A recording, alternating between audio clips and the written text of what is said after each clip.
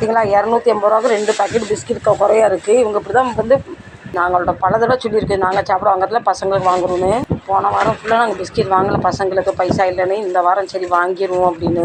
ஏன்னா ஒரு வாரத்தில் ஒரு நாள் தான் வருவார், வாரத்தில் 2 நாள் தான் வருவார். எப்படி அவருக்கு நேரம் கிடைக்கும் அப்படி வருவார். இதெல்லாம் இவருக்கு வீட்டில் போய் டீ கூட சாப்பிட்றதுக்கு எடுக்கிறாரு.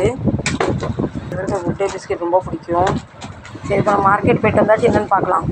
ஒருத்தங்க என்கிட்ட கேட்டிருந்தாங்க, இப்போ நீங்கள் மார்க்கெட் வீடியோ போடுறதில்ல, மார்க்கெட்டுக்கு நீங்கள் வீடியோ எடுக்க மாட்டேங்கிறீன்னு கேட்டாங்க. என்ன ஆகுது, எனக்கு ஒன்று நான் பணத்தை கீழே போட்டுறேன், வீடியோ எடுக்கும் போதில் மொபைலை கீழே போட்டுறேன், இல்லை இப்போ மொபைலை விட்டு வந்துடுறேன். எதுனால பிரச்சனை இல்லை. இப்போ கொஞ்ச நாளாக மொபைல் நான் கடைக்கு எடுத்துகிட்டு போகிறது இல்லை. ஏன்னா மார்க்கெட்டில் பயங்கரமாக கூட்டம் இருக்கும்.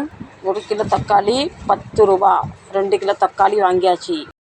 அந்த ஃப்ரெஷ்ஷாக தான் இருக்குன்னா அடைக்க நேரம் போனதுனால அவர் வந்து போகிற நேரத்தில் கொடுத்துட்டு போயிட்டார். 30 ரூபா கிலோன்னு சொன்னார். பின்னால் மொத்தமாக இவ்வளோ தான் இருந்தது. 20 ரூபாய்க்கு வச்சு 2 கிலோ வாங்கியாச்சு. இந்த காயை நீங்கள் என்ன சொல்லுவீங்க? இங்கேருந்து பாப்படி சொல்லுவாங்க. 1/4 கிலோ 10 ரூபா. 1 கிலோ ஆரஞ்சு 50 ரூபா. இது என்னமோ க்ரீன் ஆப்பிள்லாம் டபுள் கலராக இருக்குது. கிலோ 100 ரூபா சொல்லி 1/2 கிலோ 50 ரூபா வாங்கியாச்சு. உங்கள் ஊர்லாம் ஃப்ரூட்ஸ் என்ன விலை சொல்லுங்கள். ஹாசிக்குன்னு சொன்னோன்னே பிஸ்கெட் சாப்பிட ஆரம்பிச்சிட்டாரு.